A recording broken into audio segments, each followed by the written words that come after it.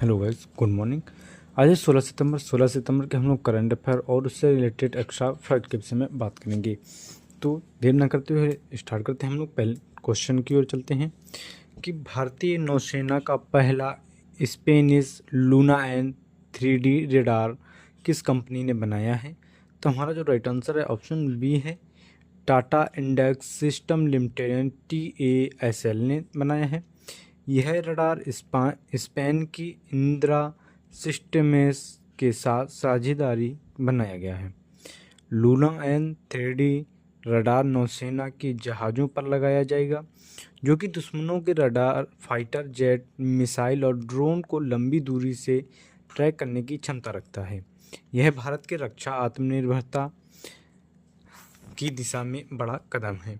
Next question की ओर कि भारत 2025 में किस महान इंजीनियर के सम्मान में राष्ट्रीय इंजीनियर दिवस मनाएगा?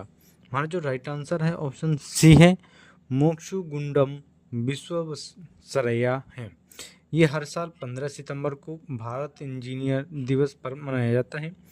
सर एम विश्वेश्वरैया को भारत रत्न 1955 में से सम्मानित किया गया था। उन्हें भारत का आधुनिक इंजीनियरिंग पुरुष कहा जाता है।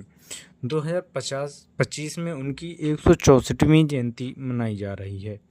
नेक्स्ट क्वेश्चन है कि हाल ही में त्रिपुरा में महिला सशक्ति पर राष्ट्रीय सम्मेलन का उद्घाटन किसने किया है? तो हमारा जो राइट आंसर है ऑप्शन बी है, ओम बिरला। मतलब कि लोकसभा अध्यक्ष ओम बिरला ने त्रिपुरा में महिला सशक्तिकरण पर राष्ट्रीय सम्मेलन का उद्घाटन किया है। सम्मेलन का उद्देश्य समाज में महिलाओं की भागीदारी, नेतृत्व और समान अवसर को बढ़ावा देना है। इसमें निर्माताओं, सामाजिक कार्यकर्ताओं और विशेषज्ञों ने भी हिस्सा लिया है।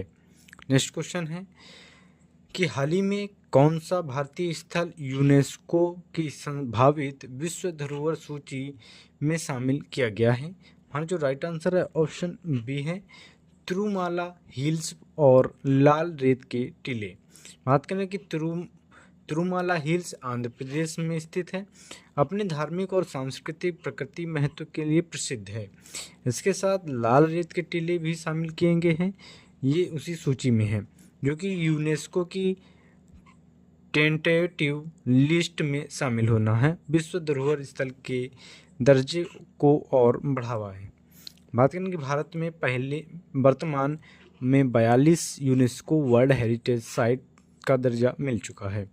नेक्स्ट क्वेश्चन है कि हाल ही में भारतीय नौसेना में शामिल किए गए पनडुब्बी रोती युद्धपोत का नाम क्या रखा है?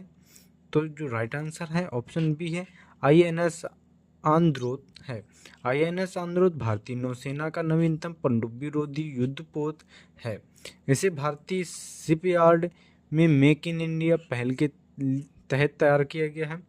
यह पोत अत्याधिक सेंसर, रडार, हथियार प्रणालियों से लैस है, जिससे पनडुब्बियों का पता लगाना और उन पर हमला करना है आसान रहेगा। बात करें कि INS आंद्रोथ तटीय सुरक्षा और हिंद महासागर क्षेत्र यानी OIOR जिसे शॉर्ट फॉर्म में कहते हैं, भारत की नौसैनिक क्षमता को मजबूत करेगा। नेक्स्ट क्वेश्चन है कि 14 सितंबर 2025 को हिंदी दिवस के अवसर पर 5वें राजभाषा सम्मेलन का उद्घाटन किसने किया है? राइट आंसर है ऑप्शन सी, अमित शाह ने। बात करें गृह मंत्री अमित शाह ने हिंदी दिवस को 14 सितंबर 2025 के अवसर पर 5वें राष्ट्रभाषा सम्मेलन का उद्घाटन किया है। इस सम्मेलन का उद्देश्य हिंदी भाषा के प्रचार प्रसार और सरकारी कामकाज में उपयोग का बढ़ावा देने के लिए किया गया है। हिंदी दिवस हर साल 14 सितंबर को मनाया जाता है, क्योंकि 1949 में इसी दिन संविधान सभा ने हिंदी को भारत की राजभाषा का दर्जा दिया था। हिंदी 22वीं अनुसूची भाषाओं में से एक है और यह दुनिया में तीसरी सबसे ज़्यादा बोली जाने वाली भाषा भी है। नेक्स्ट क्वेश्चन है कि रवि अभियान 2025 सम्मेलन कहाँ शुरू किया गया है? तो ये नई दिल्ली में शुरू किया गया है। रवि अभियान 2025 सम्मेलन का शुभारंभ नई दिल्ली में किया गया है। इस सम्मेलन का उद्देश्य रवि फसलों यानी गेहूं, चना, सरसों, जौ, मसूर आदि के उत्पादन को बढ़ावा देना और किसानों को नई तकनीकों व योजनाओं की जानकारी देना है। इसमें कृषि मंत्रालय के वरिष्ठ अधिकारी, राज्य सरकार के प्रतिनिधि, कृषि वैज्ञानिक और किसान संगठन शामिल हैं। सम्मेलन में जलवायु परिवर्तन, बीज गुणवत्ता, उर्वरक प्रबंधन और डिजिटल कृषि समाधानों पर भी चर्चा हुई है। नेक्स्ट क्वेश्चन है कि भारत 2027 में 5वें तटरक्षक वैश्विक शिखर सम्मेलन की मेजबानी कहाँ करेगा? जो राइट आंसर है ऑप्शन सी, चेन्नई में करेगा। भारत को 2027 में 5वें तटरक्षक वैश्विक शिखर सम्मेलन ICGS की मेजबानी का अवसर मिलेगा, यानी इंटरनेशनल कोस्ट गार्ड समिट जिसे कहते हैं। इसका आयोजन चेन्नई, तमिलनाडु में किया गया जाएगा। सम्मेलन का उद्देश्य समुद्री सुरक्षा, समुद्री डकैती, तटरक्षक सहयोग और समुद्री पर्यावरण संरक्षण में वैश्विक सहयोग को बढ़ावा देने के लिए है। इसमें 40 से ज़्यादा देश, तटरक्षक बल और समुद्री सुरक्षा विशेषज्ञ में शामिल होंगे।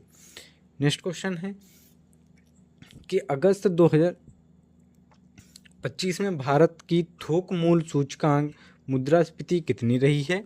तो इसका राइट आंसर है ऑप्शन बी कि 0.52% रही है। अगस्त 2025 में भारत की WPI मुद्रास्फीति धनात्मक होकर 0.52 हो गई है। इससे पहले कई महीनों तक WPI नकारात्मक या बहुत कम स्तर था। वृद्धि मुख्यतः खाद्य वस्तुओं और ईंधन कीमतों में सुधार के कारण है। WPI को थोक व्यापार बाजार वस्तुओं की औसत कीमतों और उतार चढ़ाव के आधार पर मापा जाता है और थोक महंगाई का प्रमुख संकेत है। नेक्स्ट क्वेश्चन की बात करें कि हाल ही में आदित्य बिरला कैपिटल्स का MD या CEO किसे नियुक्त किया गया है? हमारा जो राइट आंसर है ऑप्शन बी है विशाखा मूल्य को। बात करें कि विशाखा मूल्य को आदित्य बिरला कैपिटल्स का नया MD या CEO नियुक्त किया गया है। इससे पहले ICICI बैंक के कार्यकारी निदेशक के पद पर कार्यरत थे। उनके पास वित्तीय सेवाओं और बैंकिंग क्षेत्र में 30 से ज़्यादा वर्षों का अनुभव है। आदित्य बिरला कैपिटल्स आदित्य बिरला ग्रुप की वित्तीय सेवा शाखा है जो NBFC, बीमा, परिसंपत्ति प्रबंधन, ऋण सेवाओं में कार्यरत है। नेक्स्ट क्वेश्चन कि भारत ने किस देश को हराकर डेविस कप 2025 क्वालिफाई के स्थान पर पहुंची है? तो ये जो राइट आंसर है स्विट्जरलैंड है। भारत ने स्विट्जरलैंड को हराकर डेविस कप 2025 का क्वालिफायर राउंड की में जगह बनाई है। भारतीय टीम ने शानदार प्रदर्शन का ऐतिहासिक जीत दर्ज की है। Davis cup tennis world cup कहा जाता है। इसका आयोजन इंटरनेशनल टेनिस फेडरेशन यानी ITF द्वारा किया जाता है। नेक्स्ट क्वेश्चन है कि भारत ने किस देश को हराकर डेविस कप 2025 क्वालिफायर में स्थान बनाया है? सॉरी, ये क्वेश्चन हो चुका, रिपीटेड है। नेक्स्ट क्वेश्चन की बात करें कि हाल ही में एक्स पूर्व ट्विटर की CEO जिन्होंने अपना पद से इस्तीफा दिया है वह कौन है? तो इसका जो राइट आंसर है ऑप्शन बी है लिंडो याकरीनो है। लिंडो याकरीनो ने एक्स पूर्व ट्विटर के CEO पद से इस्तीफा दिया है। उन्हें मई 2023 में एलन मस्क ने CEO नियुक्त किया था। इससे पहले वे NBCU यूनिवर्सल में विज्ञापन प्रमुख के रूप में कार्यरत थीं। उनके इस्तीफे के बाद एक्स के भविष्य की नीतिगत दिशा प्रबंधन पर सवाल उठे हैं।